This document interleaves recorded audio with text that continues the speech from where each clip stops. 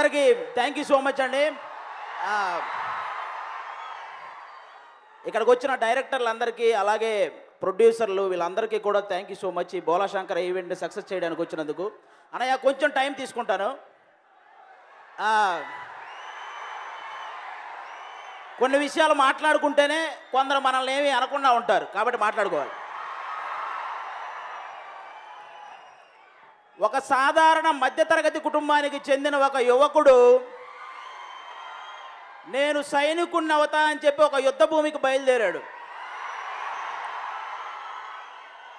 ఆ యుద్ధ భూమిలో ఆల్రెడీ కండలు తిరిగిన సైనికులు చాలామంది ఉన్నారు. వాళ్ళు యుద్ధం చేస్తున్నారు, గెలుస్తున్నారు, ఈయన చూస్తున్నాడు. వాళ్ళు యుద్ధం చేస్తున్నారు, గెలుస్తున్నారు, ఈయన చూస్తున్నాడు. ఒకరోజు ఈయనకి యుద్ధం చేసే అవకాశం వచ్చింది. వాళ్ళందరి కళ్ళు చెదిరేలా యుద్ధం చేశాడు. అందరూ కలిసి ఆయన్ని సైన్యాధిపతిగా ప్రకటించారు. ఒక 30 ఏళ్ళు ఆ యుద్ధ భూమిని ఏలాడు. ఇక్కడ యుద్ధ భూమి అంటే తెలుగు సినిమా ఇండస్ట్రీ. ఆ 30 ఏళ్ళు ఏలిన సైన్యాధిపతి మన మెగాస్టార్ చిరంజీవి గారు. అన్నయ్య ఇంతమంది సినీ సైనికుల్ని తయారు చేసి ఇంద్రసేన అని అయితే, అక్కడ తమ్ముడేమో జన సైనికుల్ని తయారు చేసి జనసేన అని అయ్యాడు. మామూలుగా ఎవరి గురించైనా మాట్లాడేటప్పుడు మనం మాట్లాడితే వినే వాళ్ళకి గూస్ బంప్స్ వస్తాయి. కానీ మాట్లాడేవాడికి కూడా గూస్ బంప్స్ వస్తాయి అంటే వాడు మాట్లాడేది ఖచ్చితంగా మెగాస్టార్ చిరంజీవి గారి గురించే. బేసిక్గా హీరోలకి ఫ్యాన్స్ ఉంటారు, కానీ ఆయనకి హీరోలే ఫ్యాన్స్గా ఉంటారు. ఆస్తులు సంపాదించడం కన్నా అభిమానాన్ని సంపాదించడమే ప్రథమ లక్ష్యంగా పెట్టుకొని ఎదిగిన హీరో మెగాస్టార్. అటు పాత తరానికి ఇటు కొత్త తరానికి మధ్య వారధి. ఇన్ని కోట్ల మంది అభిమానులకు సారథి మన మెగాస్టార్. ప్రతి ఇంట్లో ఫ్యాన్ ఉంటుందో లేదో నేను చెప్పలేను, కానీ ప్రతి ఇంట్లో మెగాస్టార్ ఫ్యాన్ అయితే ఒకడు ఖచ్చితంగా ఉంటాడు. ఇది షూర్. నా దృష్టిలో మెగాస్టార్ చిరంజీవి గారు, సచిన్ టెండూల్కర్ గారు వీళ్ళిద్దరూ ఒకటే. సచిన్ టెండూల్కర్ని ఎవరైనా విమర్శిస్తే నోటితో సమాధానం చెప్పడు, బ్యాటుతో సమాధానం చెప్తాడు. అలాగే చిరంజీవి గారిని ఎవరైనా విమర్శించిన మాటలతో సమాధానం చెప్పడు, మళ్ళీ సినిమాతోనే సమాధానం చెప్తారు. ఆచార్య సినిమాకి విమర్శలు వచ్చాయి, వాల్తేరు వీరయ్యతో వాళ్ళకి అందరికీ సమాధానాలు వచ్చాయి. అది మెగాస్టార్. ఈ జనరేషన్ యంగ్ హీరోలు అందరూ డ్యాన్స్ ఎరగదీస్తారు, కానీ ఆ డ్యాన్స్లో ఒక మార్క్ సెట్ చేసింది మెగాస్టార్ చిరంజీవి గారు. ఈ జనరేషన్ యంగ్ హీరోలందరూ ఫైట్స్ కుమ్మేస్తారు, ఆ ఫైట్స్లో మార్క్ సెట్ చేసింది మెగాస్టార్ చిరంజీవి గారు. ఈ జనరేషన్ హీరోలందరికీ రెమ్యునరేషన్ కూడా ఎక్కువ, కానీ అందులో కూడా ఒక మార్క్ సెట్ చేసింది మెగాస్టార్ చిరంజీవి గారు. ఒక్కసారి వెనక్కి వెళ్ళి ₹1 కోటి పైగా రెమ్యునరేషన్ తీసుకున్న ఇండియన్ యాక్టర్ ఎవరని కొట్టి చూడండి, మెగాస్టార్ చిరంజీవి గారు అని వస్తుంది ఫస్ట్. బిగ్గర్ దాన్ బచ్చన్ అని పెద్ద మ్యాగజైన్ ఉంటుంది, వెళ్ళి చదువుకోండి. ఫస్ట్ 10 కోట్లు కలెక్ట్ చేసిన మూవీ ఏంటి అని అడగండి, ఘరానా మొగుడు అని చెప్పి గూగుల్ కాదు ఎక్కడ వెతికినా వచ్చేస్తుంది. ఇక్కడ ఉన్న చాలా మంది ఊహ తెలియక ముందే ఊహించని రికార్డ్స్ క్రియేట్ చేసిన స్టార్ మెగాస్టార్. అలాంటి మెగాస్టార్ని ఆయన ఎదగక ముందు అవమానాలు జరిగాయి, ఆయన ఎదిగిన తర్వాత అవమానాలు జరిగాయి. ఎదగక ముందు ఆయన ఎదురు తిరిగి మాట్లాడాలంటే అప్పుడు పరిస్థితులు అడ్డొచ్చాయి.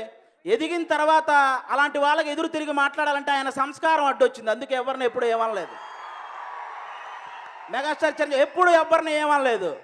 ఠాగూర్ సినిమాలో ఆయనకు నచ్చని ఒకే ఒక్క పదం క్షమించడం, కానీ నిజ జీవితంలో ఆయనకు బాగా నచ్చిన పదం క్షమించడం.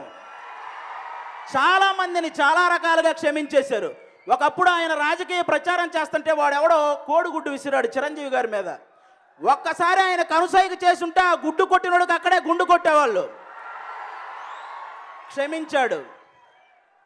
ఒకప్పుడు మినిస్టర్ హోదాలో ఉండి ఒక ఓటు హక్కును వినియోగించుకోవడానికి వెళ్తే అక్కడ ఆయన ఓటు ఉందా లేదా అని పరిశీలించడానికి లైన్ క్రాస్ చేస్తే ఒక ఎన్ఆర్ఐ ఈ లైన్ క్రాస్ చేసిన దాని గురించి లిమిట్స్ క్రాస్ చేసి మాట్లాడాడు. అతను చూసిన మనందరికీ కోపం వచ్చింది, కానీ చిరంజీవి గారికి కోపం రాలేదు, చాలా కూల్గా మాట్లాడాడు.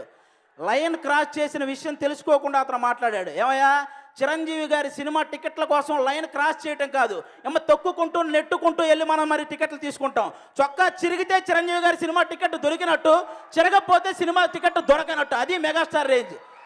అలాంటి వ్యక్తుల్ని క్షమించారు. కొన్ని వేల మందికి ప్రవచనాలు చెప్పే ఒక వ్యక్తి కొన్ని కోట్ల మంది అభిమానించే మెగాస్టార్ చిరంజీవి గారి మీద అసహనం ప్రవర్తించారు ఆయన, ఆ రోజు ప్రదర్శించారు ఆయన. ఏ కారణం లేకుండా, చిరంజీవి గారికి ఏ సంబంధం లేకుండా, అంటే ఎదురుగా ఉన్న వాళ్ళకి ఎలా ఉండాలో నేర్పించే ఆయన సహనం కోల్పోయాడు. కానీ ఆ రోజు చిరంజీవి గారు సహనం కోల్పోలేదు. వెళ్ళి ఆయన పక్కన కూర్చున్నాడు, ఆ సభ సజావుగా జరిగేలా చేశాడు. అది మెగాస్టార్. కొన్ని యూట్యూబ్ ఛానల్స్ ఉంటాయి, హీరో సుమన్ గారి విషయం, హీరో ఉదయకిరణ్ గారి విషయం, ఇలాంటి విషయాలని, ఇలాంటి సున్నితమైన విషయాల మీద తప్పుడు ప్రచారాలు చేస్తూ రాసే కొన్ని యూట్యూబ్ ఛానల్స్ ఉన్నాయి. అలాంటి వాటిని కూడా క్షమించాడు. అలా రాసే వాళ్ళకి చెప్తున్నాను, కష్టపడి సంపాదించుకోండి, అంతేగాని కష్టపడిన వాళ్ళ మీద పడి సంపాదించుకోకండి. వాళ్ళకి యూట్యూబ్ వాళ్ళకి చెప్తున్నాను. ఈ టాలీవుడ్లోనే ఒక డైరెక్టర్ ఉన్నారు, ఆయన అనే స్థాయి నాకు లేదు. కానీ అలాగే మెగాస్టార్ని, పవర్ స్టార్ని విమర్శించే స్థాయి ఆయనకి లేదు. ఆయన ఒక చిన్న పెగ్గేసినప్పుడు చిరంజీవి గారిని, పెద్ద పెగ్గేసినప్పుడు పవన్ కళ్యాణ్ గారిని విమర్శిస్తుంటారు ఆయన. వాళ్ళకి చెప్తున్నాను, అర్థం లేని విమర్శలకు క్లాప్స్ రావు, అర్థం కాని సినిమాలకి కలెక్షన్లు రావు. నాకు తెలిసి మీ వ్యూహాలు బెడిసి కొడతాయని నా నమ్మకం, నా గట్టి నమ్మకం అది.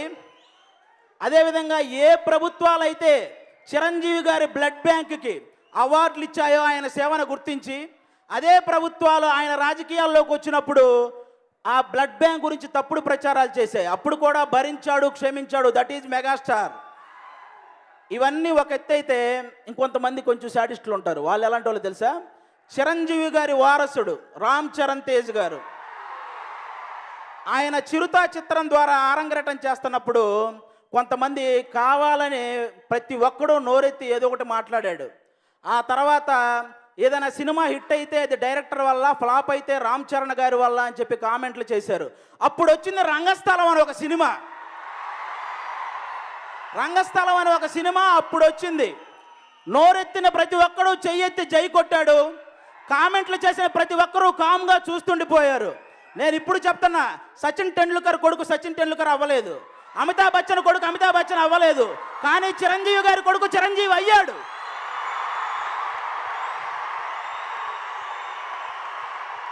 కొనిదల ఒక నిమిషం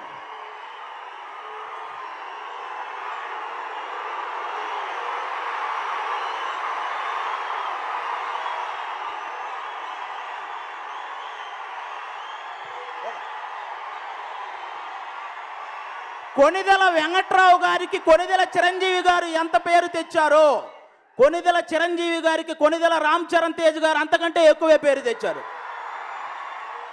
మెగాస్టార్, పవర్ స్టార్ ఈ కుటుంబం నుంచి వచ్చాడు కాబట్టి మెగా పవర్ స్టార్ అని పేరు పెట్టుకున్నాడు అని అనుకోవచ్చు. కానీ గ్లోబల్ స్టార్ అనేది పెట్టుకుంటే వచ్చిన పేరు కాదు, అది పెట్టుకుంటే వచ్చిన పేరు కాదు. ఇక్కడ ఉన్న హీరోలందరినీ తట్టుకొని, వాళ్ళందరినీ నెట్టుకొని, చిరంజీవి గారి కొడుకుగా పేరు నిలబెట్టుకొని, ఎంత ఎదిగినా చేతులు కట్టుకొని ఉన్నాడు కాబట్టే ఈరోజు గ్లోబల్ స్టార్ రామ్ చరణ్ తేజ్ గారు. ఇంకొంతమంది ఉంటారు, వాళ్ళు ఏం చేస్తారో తెలుసా? అన్నయ్యను పొగిడేసి తమ్ముడిని తిట్టేస్తుంటారు. వీళ్ళు ఎవరంటే తెలివైన శాడిస్టులు అనమాట. వాళ్ళు అన్నయ్యను పొగిడేస్తుంటారు, తమ్ముడు ఏమయ్యా మీరు తమ్ముడిని తిట్టి అన్నయ్యను పొగిడితే ఆయన సంతోషపడే వ్యక్తి ఆయన. ఒకరోజు బోలాశంకర సెట్లో నేను అడిగాను చిరంజీవి గారిని, ఏదో పొలిటికల్ మ్యాటర్ వచ్చి మాట్లాడుతుంటే, నేను ఈ మధ్య పొలిటికల్ న్యూస్ చూడట్లేదా అది అన్నాడు ఆయన. ఎందుకు అన్నయ్య అని అడిగితే ఆయన చెప్పాడు, నా తమ్ముడిని ఎవరు పడితే వాళ్ళు తిడుతుంటే అవి చూసి నేను సహించలేకపోతున్నాను అని చెప్పారు. అది తమ్ముడి మీద అన్నయ్యకున్న ప్రేమ. అలాగే అన్నయ్య అంటే తమ్ముడికి కూడా చాలా ప్రేమ. ఎంత ప్రేమ అంటే ఆయన్ని అవమానించిన వాళ్ళని ఆయన వదిలేస్తాడేమో కానీ తమ్ముడు గుర్తు పెట్టుకొని మరీ వడ్డీతో సహా ఇస్తాడు. గుర్తుపెట్టుకోండి. ఇది ఎంత చెప్పినా మారని కొంతమందికి నేను మళ్ళీ చెప్తున్నాను. కొనిదెల వెంకట్రావు గారికి 3 కొడుకులు. ఒకరు కొనిదెల శివశంకర వరప్రసాద్ అలియాస్ మెగాస్టార్ చిరంజీవి గారు. అభిమానులను ప్రేమిస్తాడు, శత్రువులను సైతం క్షమిస్తాడు. 2 కొనిదెల నాగేంద్రబాబు గారు. చాలామంది చిరంజీవి గారు, పవన్ కళ్యాణ్ గారితో పోల్చి నాగబాబు గారిని కొంచెం తక్కువ చేసి మాట్లాడుతుంటారు. వాళ్ళకి చెప్తున్నా, తెలుగు సినిమా ఇండస్ట్రీలో చిరంజీవి గారి వల్ల ఎంతమంది అయితే ఎదిగారో, టీవీ ఇండస్ట్రీలో నాగబాబు గారి వల్ల మాలాంటి వాళ్ళు ఎంతోమంది ఎదిగారు. నాగబాబు గారు అన్నదమ్ములు ఇద్దరి కోసం అడ్డంగా నిలబడిపోతాడు, అలాంటి వ్యక్తి. 3 కొనిదెల పవన్ కళ్యాణ్ గారు. అందరి లెక్క తేలుస్తాడు, అనుకున్నది సాధిస్తాడు, ఇది షూర్.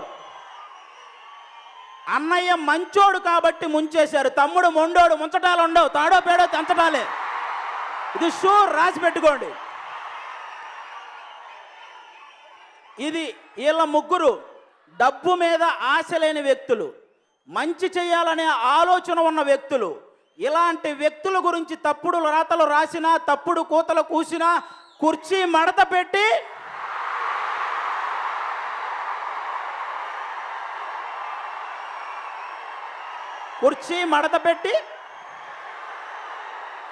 ఇది కింది స్థాయి వాళ్ళకి అర్థం కాదు, మినిమం డిగ్రీ చేసి ఉండాలి.